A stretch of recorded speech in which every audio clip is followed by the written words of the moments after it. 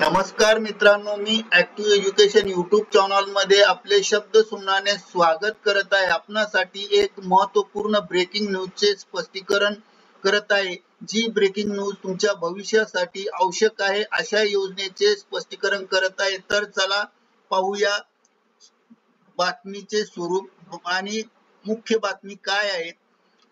बातमी आहे मित्रांनो, केंद्रीय कर्मचाऱ्यांनी निर्णय घेण्यापूर्वी एनपीएस की यूपीएस यापैकी कोणती योजना चांगली आहे जाणून घ्या या महत्त्वाच्या बाबी। या संदर्भामध्ये आपण चर्चा करणार आहोत। नमस्कार मित्रांनो, पुन्हा एकदा आपले हार्दिक स्वागत। आताच्या घडीची सर्वात मोठी न्यूज, ब्रेकिंग न्यूज आहे। पेन्शन संदर्भात मोठी बातमी। कर्मचाऱ्यांनी कोणती पेन्शन योजना चांगली आहे, कर्मचाऱ्यांसाठी कोणती योजना चांगली आहे, एनपीएस आहे की यूपीएस, हा एक मुख्य प्रश्न आहे। आणि जाणून घेण्यासाठी हा प्रश्न या व्हिडिओच्या माध्यमातून ब्रेकिंग न्यूजचे स्पष्टीकरण पुढील प्रमाणे करत आहे। ब्रेकिंग न्यूजचे स्पष्टीकरण करण्यापूर्वी आपण जर ऍक्टिव्ह एज्युकेशन युट्यूब चॅनलवर नवीन असाल तर चॅनलला लाईक, शेअर आणि सबस्क्राईब करायला विसरू नका। तसेच नवनवीन अपडेट मिळवण्यासाठी बेल आयकॉनला प्रेस करायला विसरू नका। ही बातमी अत्यंत महत्त्वाची आणि कामाची असल्यामुळे आपल्या मित्र परिवाराला शेअर करा। तर चला पाहूया संपूर्ण ब्रेकिंग न्यूजचे स्पष्टीकरण। मित्रांनो, केंद्रीय कर्मचाऱ्यांना या महिन्यापर्यंत म्हणजेच 30 जून 2025 पर्यंत निर्णय घ्यावा लागेल की निवृत्तीसाठी एनपीएस आणि यूपीएस यापैकी कोणता पर्याय निवडायचा आहे।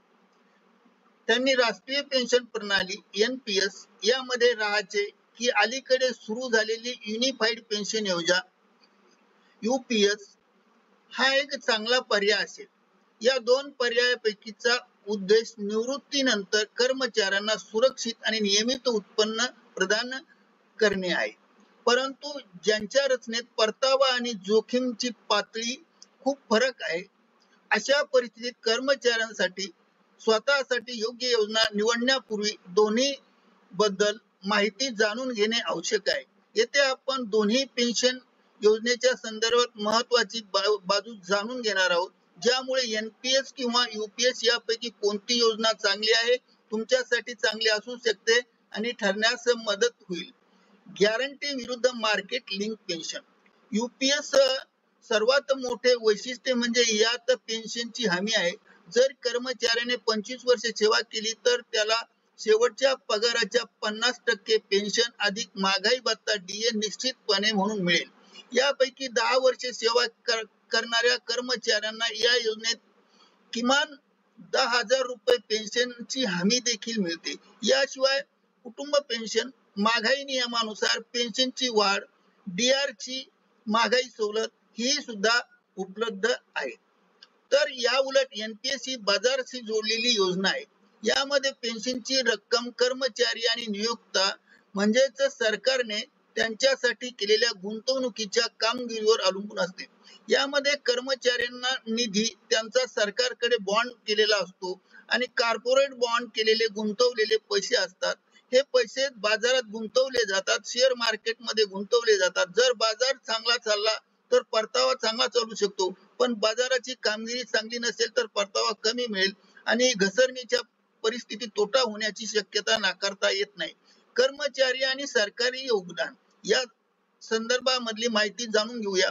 यूपीएस मध्ये कर्मचारी त्यांच्या मूळ पगाराच्या महागाई भत्त्यात 10% योगदान देतात व सरकार देखील तेवढीच रक्कम योगदान करते। याशिवाय सरकार एका सामान्य निधीतून अतिरिक्त 8.5 योगदान देखील देतात, म्हणजेच एकूण 18.5% योगदान हे सरकारचे असणार आहे आणि सरकार देते। एनपीएस कर्मचारीसाठी देखील 10% योगदान आहे, परंतु सरकारचे योगदान 14% मर्यादित आहे, म्हणजे यूपीएस मध्ये सरकारचे योगदान जास्त आहे।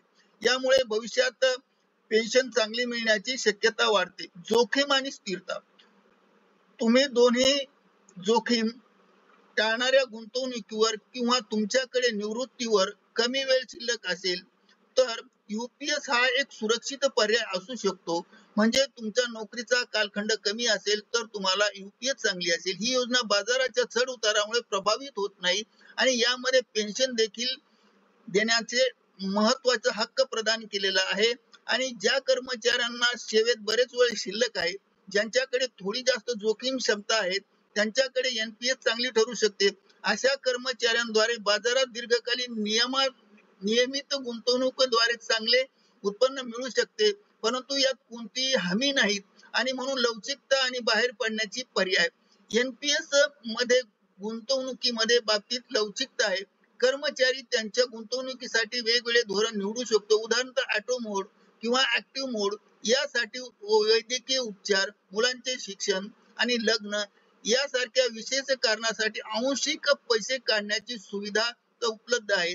निवृत्तीनंतर तुमचा निधी जमा केलेल्या रकमेच्या 60% करमुक्त करू शकता आणि उर्वरित 40% वार्षिक खरेदी करण्यासाठी वापरावे लागते. गुंतवणूक आणि पैसे काढण्यासाठी यूपीएस ही लवचिकता नाही, त्यासाठी एक निश्चित रचना आहे. त्यामुळे मुख्य लक्ष कायमस्वरूपी आणि हमी पेन्शन प्रदान करण्यावर आहे. एकंदरीत यूपीएस निवृत्तीनंतर पेन्शन प्रदान करते, जे जोखीम न घेता निश्चित उत्पन्न मिळवून देण्यासाठी आहेत.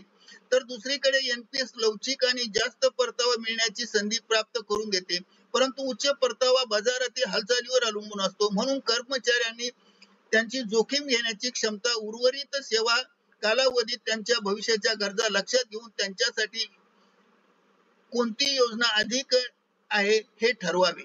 या महिन्यात एनपीएस यूपीएस यामधील एक योजना निवडण्याचा पर्याय घेण्यापूर्वी सर्व गोष्टी काळजीपूर्वक विचारात घ्या आणि कारण हा निर्णय निवृत्तीनंतर तुमचे जीवन सुधारण्यासाठी संबंधित आहे. करिता ऍक्टिव्ह एज्युकेशन YouTube चॅनलने आपल्या माहितीसाठी हा व्हिडिओ व्हायरल केला आहे. मित्रांनो, आपणास आवडल्यास लाईक, शेअर आणि सबस्क्राईब करायला विसरू नका. धन्यवाद. Thank you very much.